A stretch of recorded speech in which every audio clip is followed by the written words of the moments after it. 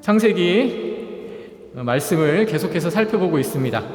지난주 아브라함에 대해서 아브라함에 관련된 말씀을 나누고 오늘은 이삭에 대해서 여러분들과 은혜를 나누고자 하는데, 여러분이 성경을 읽다 보면은 자주 접하는 문장들이나 그리고 하나님께서 자신을 드러내실 때 표현하는 말들에 대해서 여러분들이 이제 많이 보게 되는 문장 중에 하나가 바로 이것입니다.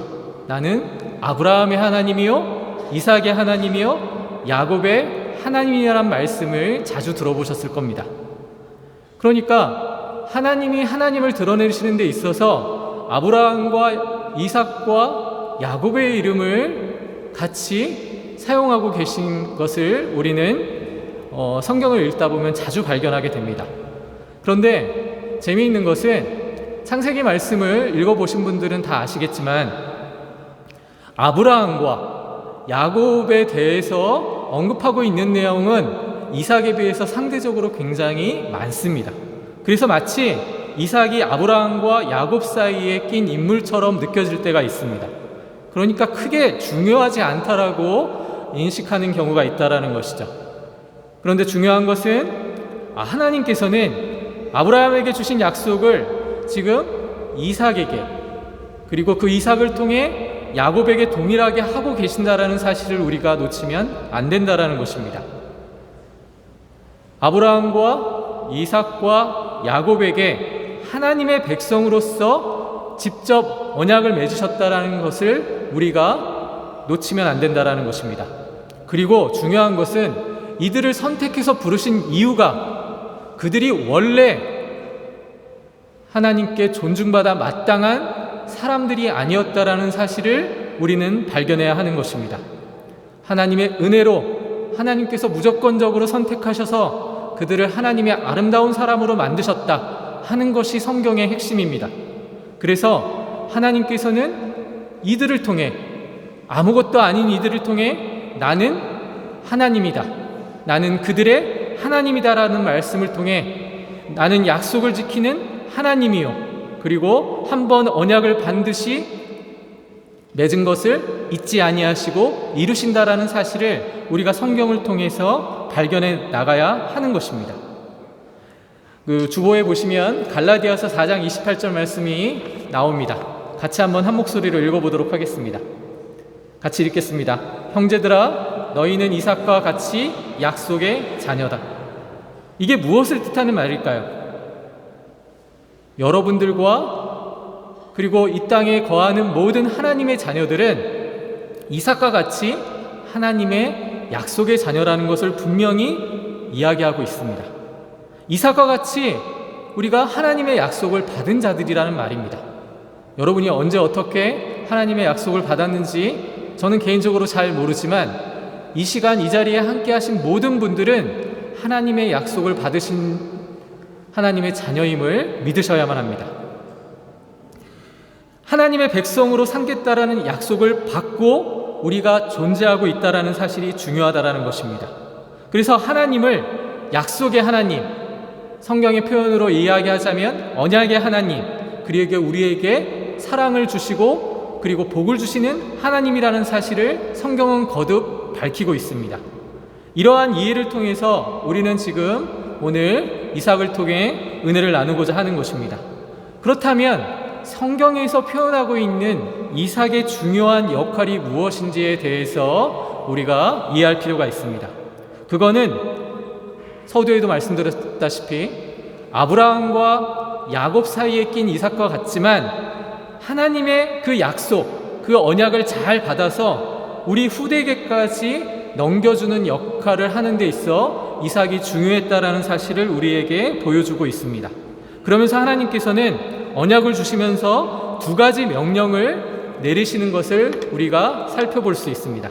창세기 26장 2절부터 6절 말씀 주보에 나와 있습니다. 한번 보십시오. 여호와께서 이삭에게 나타나 이르시되 애굽으로 내려가지 말고 내가 내게 지시한 땅을 거주하라. 이 땅에 거류하면 내가 너와 함께 있어 내게 복을 주고 내가 이 모든 땅을 너와 내 자손에게 주리라. 내가 내 아버지 아브라함에게 맹세한 것을 이루어 내 자손을 하늘의 별과 같이 번성하게 하며 이 모든 땅을 내 자손에게 주리니 내 자손으로 말미암아 천하 만민이 복을 받으리라. 이는 아브라함이 내 말을 순종하고 내 명령과 내 계명과 내 율례와 내 법도를 지켰음이라 하시니라. 이삭이 그랄에 거주하였더니. 자, 여기서 지금 하나님께서 언약을 주시면서 두 가지 명령을 내리고 있다는 사실을 우리가 살펴볼 수 있습니다. 하나는요, 하지 말아라 하는 것입니다.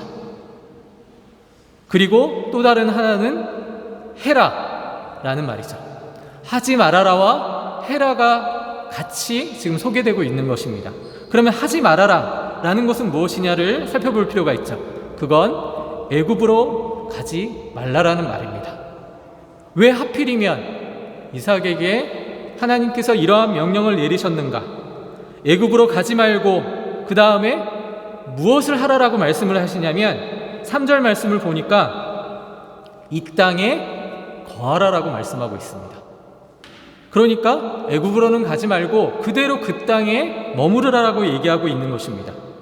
원어 성경의 그 표현들을 살펴보면 분명히 그 뜻이 드러나는데 이 원래의 뜻은 그러니까 객으로 나그네로 그냥 남아 있어라라는 말의 표현이라는 것입니다. 왜 하필이면 나그네와 같은 객으로 남아 있으라라고 지금 하나님께서 이삭에게 명령하셨는가를 우리가 이해할 필요가 있습니다. 그 이유는 결론부터 말씀을 드리자면 애굽은 그 당시 강대한 국가 중에 하나였습니다. 마치 독일로 얘기하자면 지금 우리가 살고 있는 베를린과 같은 아마 그러한 도시였을 것입니다. 풍족하고 살기 좋은 그러한 나라였을 것입니다. 근데 문제는 그러한 곳일수록 우상이 판을 치고 있다는 사실입니다. 그리고 애굽은 우상을 섬기는 나라였습니다. 그래서 우상이 많은 나라였기 때문에 하나님은 이삭, 선택받은 하나님의 자녀가 그러한 곳에서 살게 되기를 원치 않으셨던 것입니다. 이삭의 역할은 분명합니다. 하나님의 언약을 보존하고 이 언약에 따라서 살기 위해서 바로 이삭을 불러주셨는데 그 이삭이 만약에 애굽으로 가서 많은 신앙의 도전 가운데에 거해 있으면 아마도 많은 영향을 받았을 것입니다. 안 좋은 영향을 받았다라는 것이죠. 이삭은 믿음을 지키고 살아갈 수 있지만 믿음이 연약하고 신앙이 연약한 사람들은 영향을 분명히 받았을 것입니다. 그러면 이것을 통해서 우리가 깨닫게 되는 사실은 바로 하나님께서는 성도가 이 땅에 거하게 하시지만 성도가 세상의 어떤 흐름에 따라 살아가기를 원치 않으신다라는 것으로 이해할 수 있습니다. 성도의 존재 가치는 세상과 구별됨에 있습니다. 우리는 비록 세상에 살아가고 있지만 하나님의 말씀에 근거해서 하나님의 말씀의 은혜를 입은 자로서 살아가야 한다라는 것입니다. 이삭은요, 성경을 통해서 거듭 소개하고 있지만 완전하지 않은 사람이었습니다. 오히려 약점이 많은 사람이었습니다. 그의 아버지가 아브라함이 목숨을 부지하기 위해서 자기 아내를 누이라고 속인 사건을 여러분 아실 겁니다. 그건 남자의 인생에 있어서 사람으로서 살아가는 데 있어서 굉장히 부끄러운 일이었을 것입니다. 그런데 재미있는 사실이 뭔지 압니까? 이삭도 아버지와 똑같은 잘못을 범했다라는 것입니다. 그게 사람의 모습이라는 것입니다. 하나님께서 믿음의 조상으로 삼으시고 하나님의 자녀로 삼아 주셨지만 인간이 가진 약점은요, 인간 스스로가 극복해 나가기 어렵다라는 사실을 분명히 보여주는 것입니다. 인간의 힘으로 여러분 세상을 변화시키고 잘 살고 잘 먹고 그렇게 풍족하게 살아갈 것 같지만 그것이 한계라는 것을 분명히 우리에게 보여주는 말씀이라고 할 수 있습니다. 그래서 오늘 본문에서 등장하는 사건을 통해서 우리가 한 가지를 분명히 깨달아 알아야 한다는 것을 여러분들에게 말씀드리고 싶습니다. 지금 이삭에게 엄청난 시험이 닥칩니다. 그것은 다른 시험이 아닙니다. 주변에 살고 있는 블레셋인이 이삭과의 관계 속에서 이삭을 시험에 빠뜨리고 있습니다. 본문 말씀을 보니까 하나님께서 엄청난 축복을 통해 이삭이 결실을 많이 맺게 합니다. 아마 농사를 지었을 것으로 미루어 짐작할 수 있는데 엄청난 열매를 이제 이삭에게 허락하시고 이삭은 성경의 표현대로 이야기하자면 엄청난 거부가 됩니다. 거부가 된다라는 표현은 단순히 부자가 되었다라는 뜻이 아닙니다. 그야말로 엄청난 부자가 되었다라는 것입니다. 지금으로 얘기하시면 저는 빌 게이츠밖에 잘 모르는데 아마 그 정도가 아니었을까라고 미루어 짐작할 수 있습니다. 그러니까 주변 사람들에 의해서 시기와 질투를 받게 되는 것입니다. 그러니까 어떻게 했냐면 우물을 메우고 자기 땅에서 떠나가라고 그렇게 협박하고 있었던 것입니다. 심지어는 우물을 메우기도 합니다. 광야 생활에서 당시의 우물은 굉장히 중요했습니다. 여러분도 아시다시피 사막의 오아시스와 마찬가지로 광야에서 우물이 있느냐 없느냐는 사람들이 살아갈 그 터전을 닦는 데 굉장히 중요했던 것입니다. 그런데 중요한 것은 하나님께서 축복하셔서 이삭에게 하나님께서 우물을 파면 물이 나올 수 있도록 축복을 허락하셨다라는 것입니다. 근데 여기서 이삭의 대처가 보통 사람이 가진 상식을 무너뜨리고 있습니다. 왜냐하면 귀한 우물을 협박한다고 내려놓을 수 있겠습니까? 그리고 이삭도 거부가 되었다라는 표현을 통해서 알 수 있듯이 결코 힘이 약한 사람이 아니었습니다. 그리고 중요한 건 그 아버지가 아브라함이 이삭에게 엄청난 그러한 부를 이렇게 전해줬거든요. 그리고 단순히 부만 허락했던 것이 아니라 엄청난 용사들을 또한 이삭에게 주었을 것입니다. 이삭은 결코 약한 사람이 아니었다라는 것입니다. 당시 부족장 시대였으니까 하나의 족장을 이끌어 나갈 수 있는 힘과 그리고 그것을 통한 축복을 이삭은 누리고 있었다라는 것입니다. 그런데 시험이 닥쳤을 때 싸우지 않고 피하는 모습을 우리는 발견해낼 수 있습니다. 22절 말씀을 보니까 그렇게 반복되어서 세 번째 우물을 파게 되니까 비로소 그 싸움이 멈춰졌다라고 이야기하고 있습니다. 왜 이삭이 싸우지 않고 피했는가가 바로 중요한 것입니다. 우물은 지금도 축복이라고 얘기할 수 있는 마치 지금으로 얘기하자면 권력과 힘을 대변할 수 있는 축복이라고 표현할 수 있습니다. 그런데 그것에 대해 문제가 생길 때 이삭은 싸우지 않고 피하는 방법을 사용합니다. 그런데 여기서 놀라운 하나님의 사람의 비밀이 등장하게 되는 것입니다. 만약 싸우고 다투었다면 아마도 큰 어려움이 있었을 것입니다. 그러나 이삭은 하나님이 지키시는 사람이었습니다. 그리고 아마도 미뤄 짐작하건대 그 싸움에서 이길 수도 있었을 것입니다. 그런데 이삭은 그냥 피합니다. 이것이 바로 하나님의 뜻이라는 것입니다. 보통 사람들이 어떤 사람을 괴롭히거나 어떤 사람을 억압할 때에 그들이 이렇게 굴복하기를 원합니다. 아마 이삭의 주변에 있었던 그러한 블레셋 민족들이 이삭이 그래오기를 바랬을 것입니다. 근데 이삭은 그냥 피해버립니다. 싸울 수 있는 힘이 있었음에도 피해버립니다. 그런데 그런 거 아십니까? 힘이 없는 자가 피하면 그건 도망이요 겁쟁이지만 힘이 있는 자가 그냥 피하면 그 억압을 하는 상대방이 놀라게 되어 있습니다. 한 번쯤은 붙어도 괜찮을 것 같은데 얘가 반응이 왜 이렇지? 그러면서 한 가지를 깨닫게 되는 것입니다. 이삭이 단순히 피한 데에는 그가 가지고 있는 능력과 힘이 모자라서가 아니라 바로 이삭의 배경이 누구인가를 깨닫게 되는 것입니다. 하나님의 사람은 그런 것입니다. 하나님이 나를 지키시고 인도하시기 때문에 피해도 그것은 비겁한 것이 아닙니다. 오히려 축복의 통로가 되는 것입니다. 그것을 이삭은 보여주고 있는 것입니다. 여러분, 사실 이삭은요, 성경을 통해서도 표현되어지지만 그렇게 두각을 드러낼 만한, 개인적으로도 엄청난 영웅적인 기질이 있는 사람이 아니었습니다. 그 일생을 보면 조용하고 순한 사람이었다라는 것이 성경의 증언입니다. 그러면 그렇기 때문에 그가 성도로서 부족한 사람이었느냐? 그렇지 않습니다. 오히려 그는 성도로서 가지는 자세가 잘 돼 있었던 사람입니다. 하나님의 언약을 의지할 때 어떤 삶을 살기 위한 그 모습을 우리에게 보여준다라고 얘기할 수 있습니다. 그래서 성경은 그의 삶을 한마디로 정리해서 온유한 사람이었다라는 표현을 쓰고 있는 것입니다. 보시면 아시겠지만 악한 자들이 부당한 대우에 대해서 어떤 싸움을 하지 않습니다. 그가 보인 모습은 피하는 것입니다. 여기서 내쫓으니까 나가서, 여기서 탄압하니까 그냥 저기로 피하는 이삭의 모습입니다. 이것이 바로 이삭이 가지는 엄청난 비밀입니다.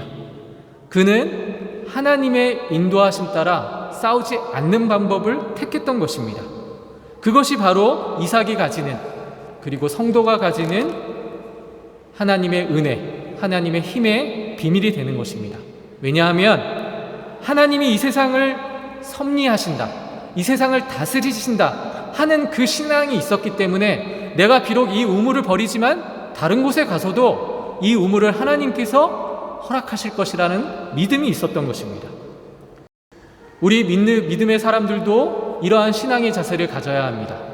만약에 감정적으로 내 감정이 동한 상태로 그냥 어떤 나를 억압하는 대상에게 상대를 하게 되면 그거는 오히려 사단이 우리를 무너뜨리는 그러한 것으로 인도하는 시험이 될 거라는 말입니다. 하나님께서 나를 인도하신다, 나를 지키신다라는 믿음이 있기 때문에 피할 수 있는 것입니다. 내 고집과 내 힘을 의지하면 비록 승리를 하더라도 상처밖에 남지 않습니다. 사람과의 관계가 다 그런 것입니다. 신앙생활을 할 때 하나님의 사람들을 모아놓고 하나님께서 축복을 다 허락하시는 것 같지만 우리는 누구의 축복은 기쁘게 받고 누구의 축복은 아닌 것 같다, 이러한 자세를 우리 스스로가 가질 수 있는 어리석은 인간이기 때문에 우리 스스로는 항상 하나님의 말씀에 귀 기울여야 하고 하나님께서 바라시는 것이 무엇인지를 깨달아 알아야 하는 것입니다. 성도는 모욕이나 피해에 대해서 인내해야 될 때가 있습니다. 왜 인내를 해야 되냐면 어떤 때에는 내가 잘못했기 때문에 오는 그러한 고난이 있을 수 있고, 또 어떤 때에는 내가 전혀 잘못을 하지 않았는데도 오는 고난이 있기 때문에 그렇습니다. 그 대표적인 예가 아무런 잘못도 하지 않았는데 이 땅에 고난이 임할 수 있다는 것을 우리는 욥을 통해서 배울 수 있습니다. 그리고 나의 잘못, 나의 모자람 때문에 생기는 그러한 고난이 있다라는 것입니다. 예를 들어서 다윗을 보십시오. 이스라엘의 위대한 왕이라고 할 수 있는 다윗은 하나님의 말씀대로 잘 순종해서 나아갔지만 자신의 권력과 자신의 힘을 너무 의지하다 보니 당연한 것으로 여겼을 때가 많았습니다. 그래서 어떻게까지 갔냐면 자신의 부하의 아내인 밧세바까지 간음하고 그것이 자기가 할 수 있는 일이라고 착각했던 것입니다. 인간은요, 잘못을 하면 자기 합리화를 하는 존재입니다. 결코 잘못에 대해서 인정하지 않습니다. 그런데 중요한 것은 다윗은 하나님의 사람이었고 하나님께서 그를 인도해 주시기를 원했기 때문에 나단 선지자를 통해서 회개할 수 있도록 기회를 줬습니다. 그것이 세상과 성도의 차이점입니다. 우리가 잘못을 하면 우리 안에 살아 역사하시는 성령께서 그 잘못을 인정할 수 있도록 은혜를 베푸십니다. 그래서 회개할 수 있는 것입니다. 그런데 그 순간 회개하지 않으면 우리는 하나님의 사람이라고 할 수 없는 것입니다. 나를 긍휼히 여겨주십시오 하는 그러한 고백을 할 수 있다는 것을 감사히 여겨야 한다는 것이죠. 인내할 수 있는 이유는 하나님이 나를 지키신다는 것을 믿기 때문에 그런 것입니다. 하나님께서 항상 의로운 재판정으로 나를 지켜보시고 세상을 다스리고 계신다는 것을 알고 있기 때문에 우리는 싸움을 하지 않고 피할 수 있다는 것입니다. 하나님께서 명하신 성도의 열매를 맺기 위해서는 하나님의 말씀에 순종해야 합니다. 그러나 그것은 여러분이 가지고 있는 실력으로 가능하지 않습니다. 그러나 성경은 분명히 우리에게 이야기하고 있습니다. 그것은 하나님이 주신 은혜와 힘으로만 가능한 것임을 얘기하고 있습니다. 여러분, 성경을 통해서 예수님이 그러셨고 예수님의 제자들인 사도들이 그러했습니다.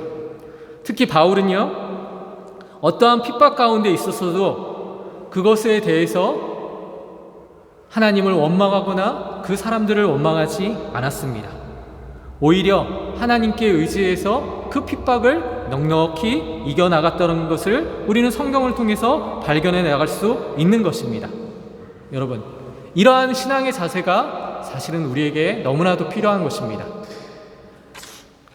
내가 한 대 맞았으니까 나는 2대로 복수해야겠다 라고 하면은 안 된다라는 것입니다. 내가 이만큼 했으니까 너도 이만큼 당해야 돼. 이거는 세상의 논리입니다. 우리는 오른뺨을 맞으면 왼뺨을 내줘야 하는 하나님의 사람들인 것입니다. 그런데 그거는요, 우리의 힘과 능력으로 되지 않습니다. 생각해 보십시오. 상식적으로 내가 맞는데 어떻게 복수하고 싶은 마음이 들지 오히려 왼쪽 뺨을 내어놓을 수 있는 마음이 들겠습니까? 그러나 하나님은 그걸 원하십니다. 왜냐하면 그것이 진정으로 하나님께서 우리를 성장시켜 주시는 하나님의 은혜이기 때문에 그런 것입니다. 그리고 복수는, 원수는 하나님이 갚으신다라고 약속하셨기 때문에 그런 것입니다. 하나님의 성도로 자라난다라는 것은요, 쉬운 일이 아닙니다. 하나님이 주시는 마음을 내가 가진 채로 여러분의 인생 가운데 나타낸다라는 것은 쉽지 않습니다. 항상 마음 가운데 무언가 불만이 있고 무언가 아픔이 있기 때문에 하나님 말씀대로 행한다고 하는 척하는 것에 불과하다라는 것을 우리는 알아야 합니다. 그래서 우리는 우리 자신이 하나님께 모든 것을 내어 맡길 수 있는 사람들이 되어야만 하는 것입니다. 이러한 것들을 지금 바로 이삭의 생애를 통해서 우리는 발견해낼 수 있는 것입니다. 창세기 26장 24절 말씀 같이 한번 한 목소리로 읽어 보도록 하겠습니다. 같이 읽겠습니다. 그 밤에 여호와께서 그에게 나타나 이르시되 나는 내 아버지 아브라함의 하나님이니 두려워하지 말라. 내 종 아브라함을 위하여 내가 너와 함께 있어 내게 복을 주어 내 자손이 번성하게 하리라 하신지라. 이 일을 지금 이삭이 분명히 보여주고 있다라는 것입니다. 이삭에게는 사람들의 시기, 질투, 그리고 고난이 있었습니다. 그럼에도 하나님께서는 하나님이 약속하신 대로 이삭을 보호하셨고 이삭이 그 성도의 모습을 보였다라고 분명히 선포하고 있는 것입니다. 26절부터 33절의 그 후반기에 기록되어 있는 말씀을 보면 그러한 이삭에게 이제 아비멜렉이 찾아옵니다. 그러면서 무엇을 하는지 아십니까? 오히려 이삭에게 화해를 청합니다. 한 나라의 왕이 이삭에게 와서 자신이 잘못했다라고 인정하기는 싫으니까 화해를 청하는 것입니다. 왜냐하면 그에게 은혜를 베푸시는 하나님의 역사를 봤기 때문에 그런 것입니다. 주님께서 당신과 함께 하심을 똑똑히 보았다라고 아비멜렉이 얘기합니다. 세상이 성도를 바라볼 때 성도에게 그런 모습이 나타나야만 하는 것을 여러분이 믿으시기 바랍니다. 이것이 바로 성도가 가지는 가치요 성도의 승리라고 할 수 있는 것입니다. 아무리 봐도 세상적으로는 내가 손해를 보니까 하지 못하겠다라고 하는 분들이 많을 줄 압니다. 그러나 우리는 하나님이 원하시는 이러한 이삭의 모습까지 나아가야만 하는 것입니다. 그렇지 않으면 우리는 하나님의 자녀로서 살아갈 그 근거를 상실해 버릴 수밖에 없는 것입니다. 그러나 이 모든 것은 하나님께서 여러분들의 인생을 통해서 이루어 내실 것입니다. 이것이 바로 하나님의 약속이기 때문에 그렇습니다. 그래서 바울은 이렇게 이야기합니다. 누구도 만일 하나님이 우리를 위하시면 누가 우리를 대적하리요? 우리는 대적할 상대가 사실은 없습니다. 하나님이 대적해 주십니다. 하나님이 함께 하시면 이겨낼 수 있다라는 것입니다. 잠시 세상이 우리의 마음을 아프게 하고 원통하게 하고 마음을 흔들 수는 있지만 성도에게 주신 약속, 성도에게 향하신 그 하나님의 인도와 보호를 어떻게 하지는 못합니다. 그게 세상의 현실입니다. 여러분은 하나님의 약속을 믿으시는 하나님의 자녀들임을 믿으셔야만 합니다. 그래서 승리할 수밖에 없고 이길 수밖에 없다라는 것을 여러분이 깨달아 아시기를 부탁을 드립니다. 나를 의지하는 것이 아니라 약속을 주신 그 하나님의 능력을 믿으시기 부탁을 드립니다. 결국 여러분의 성도됨은 하나님이 이루어 나가시는 것입니다. 그리고 하나님의 자녀로서 살아갈 힘을 주실 것입니다. 온유한 자에게는 마태복음 5장에 뭐라고 표현한 줄 아십니까? 땅을 주신다라고 합니다. 여러분 땅 좋아하시죠? 온유한 자에게는 땅을 주신다고 합니다. 이삭과 같은 사람에게 땅을 주신다고 하는 것이죠. 그럼 실제로 그런 땅을 우리에게 주신다라는 말씀이겠습니까? 아닙니다. 그것보다 더 좋고 더 귀한 것입니다. 그것은 하나님께서 하나님의 나라에 주실 그 은혜의 가치, 이것들을 우리에게 주신다라는 약속입니다. 그리고 이미 그것은 우리에게 주어져 있다라는 것을 여러분 잊지 마십시오. 이미 하나님이라는 가장 큰 상급을 받은 저와 여러분이 왜 세상의 것들에 대해서 눈을 돌리고 마음을 쓰겠습니까? 그건 하나님이 원하시는 것이 아니라는 것입니다. 이삭의 모습을 통해서 하나님과 동행하는 삶, 그 성도의 자태에 대해서 한번 생각해 보시기를 바랍니다. 이런 사람을 통해 하나님을 아는 바른 신앙이 유지되고 전달되는 것입니다. 그러한 가운데 바로 여러분을 이 땅에 부르셨다라는 것을 여러분이 믿으시기 바랍니다. 이러한 신앙은 하나님께서 함께 하실 때 가능한 것입니다.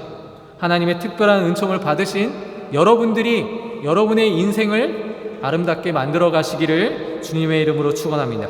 기도하겠습니다.